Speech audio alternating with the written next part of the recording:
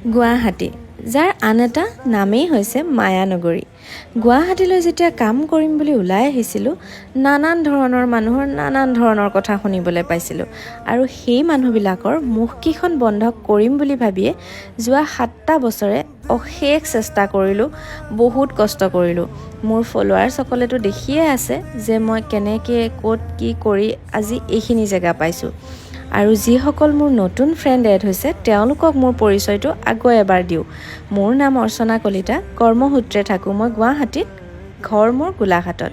AK makeup studio' and unisex salon নামেৰে এখন চেলন, লগতে একাডেমি আছে মোৰ গণেশগুৰি জানকী পথত, দিছপুৰ ধাবাৰ অপজিটত। আমাৰ ইয়াত চেলনৰ সকলো কাম হোৱাৰ লগতে একাডেমি হয়, গতিকে ইয়াতে আমাৰ বিউটি, মেকআপ, হেয়াৰ, নেইল সকলোৰে ওপৰত ক্লাছেছ দিয়া হয়।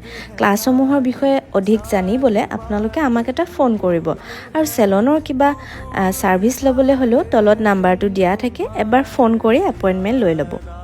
বাৰু, বৰ বিশেষ আজি কামৰ কথা নাপাতোঁ, অকণমান নিজৰ কথা পাতোঁ।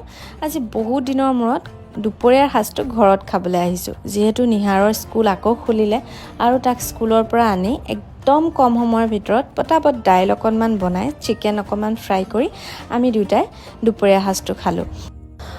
ৰিচেণ্টলি দুখনমান ফটোজ আপলোড দিছিলোঁ আৰু নতুনকৈ যিখিনি ফ্ৰেণ্ড মোৰ পেজত এড হৈছে তেওঁলোকৰ বহুতো কুৱেশ্যন আহিছে যে নিহাৰ কোন হয়। নিহাৰ মোৰ ল'ৰা হয় আৰু আমি দুয়োটাই গুৱাহাটীত থাকোঁ। তাৰ স্কুল যিহেতু গুৱাহাটী, মোৰ কাম গুৱাহাটী, গতিকে আমি পৰিয়ালৰ পৰা অকণমান আঁতৰত দুয়োটাই গুৱাহাটীতে থাকোঁ। এয়া কথা পাতোঁতে আপোনালোকৰ লগত ৰাতিয়ে হৈ গ'ল। চেলনৰ পৰা আহি আকৌ ভাত বনাবই হ'ল। কিমান যে ভাত বনাম আৰু এই ঘৰৰ দায়িত্ব, কামৰ দায়িত্বৰ মাজত নিজকে যেন একদম পাহৰিয়ে গৈছোঁ।